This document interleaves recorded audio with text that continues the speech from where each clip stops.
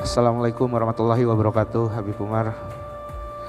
Perkenalkan, nama saya Rigen, nama panggung, nama asli saya Muhammad Rizky Rakelna. Habib, siapa tahu kalau sempat disebut di doanya Habib nanti ya. Pekerjaan saya adalah seorang komedian, jadi saya senang sekali membuat orang tertawa, dan mungkin kalau orang-orang melihat saya senang bercanda. Tapi kadang saya takut gitu, Bib. Jangan-jangan apa yang saya lakukan dianggap main-main di mata Allah Subhanahu wa taala. Jadi yang ingin saya tanyakan, bagaimana cara seorang komedian menjaga niat dan batas agar humor yang disampaikan tetap bernilai baik dan tidak menjauhkan diri dari Allah Subhanahu wa taala. Itu aja, Habib. Mohon pencerahannya. Assalamualaikum warahmatullahi wabarakatuh. Barakallahu fiik. Yakunu dzalika bi islah niyyati awalan. Semoga Allah Ta'ala memberikan keberkahan kepada engkau, saudara Rigen. Yang pertama adalah langkah pertama memperbaiki niat kita terlebih dahulu. Wa huwa idkhalus sururi ala qulubil mu'minin. Pertama, niatnya adalah menyenangkan hati kaum mukminin, menggembirakan mereka, Wa ikhrajuhum min ad-dhiqi wal karb. membuat mereka itu keluar dari kesedihan dan juga sumpah stres mereka. Wa thaniyan bi an yakuna idhakuhum bima la ma'siyata fihi, bima la sabba wa la shatma wa la kadhiba fihi. Begitu juga menggembirakan mereka itu dengan di dalamnya tidak ada konten yang mengandung cacian, makian atau hal-hal yang menyinggung. Wa thalith an yudkhila fil idhaki نور التقريب إلى الله والدعوة إلى الله تعالى، فذلك ممكن من حيث أن يختار في الإضحاك شيء يشير إلى ترفع عن سوء أو إلى تمسك بخير أو إلى تذكر بالمصير.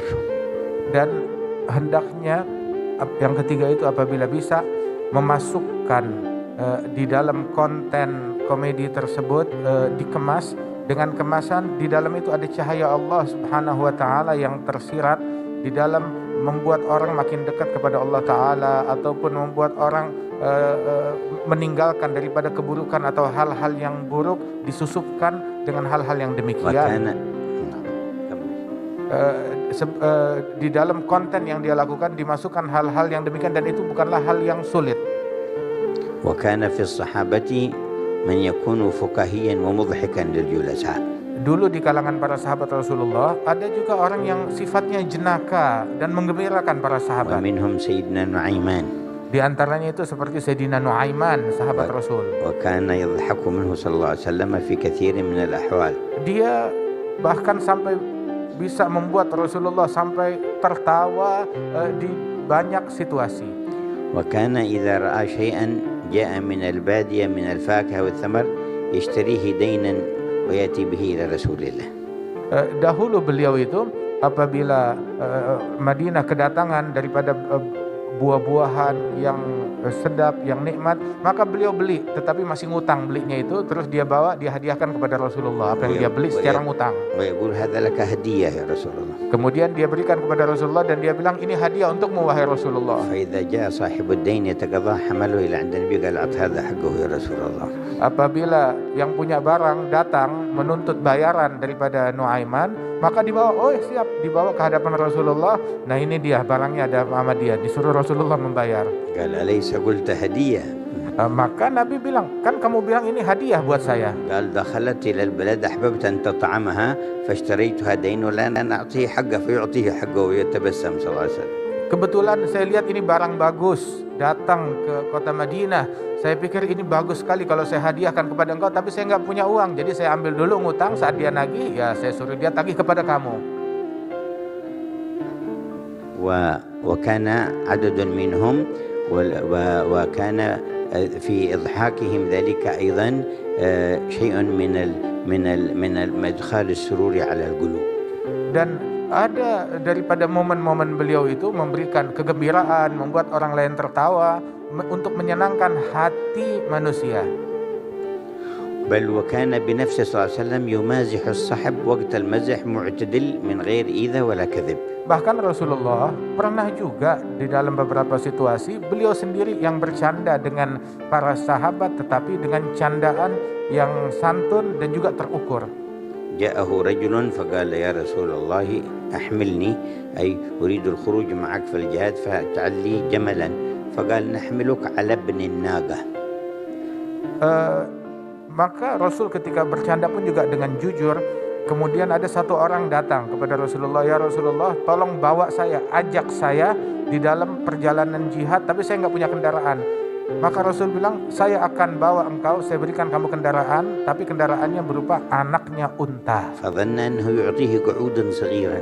Dia menyangka kalau yang akan diberi adalah ya anak unta yang masih kecil, bagaimana bisa memikul saya? قال يا رسول الله وما يغني عني ابن الناقة، ما أصنع بابن الناقة.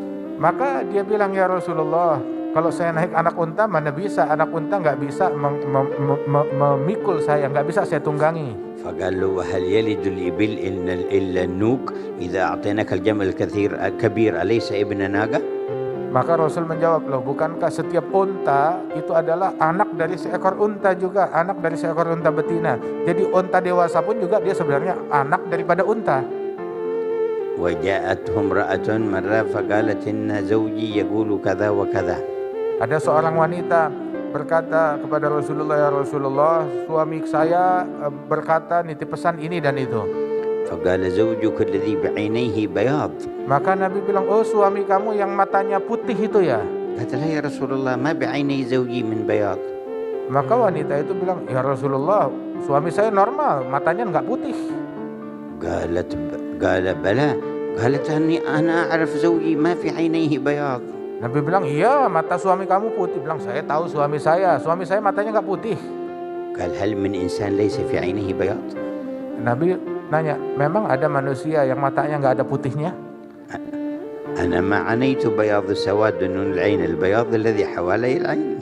Artinya itu mata manusia pasti ada putihnya, nggak mungkin putih semua matanya ataupun nggak ada putihnya sama sekali.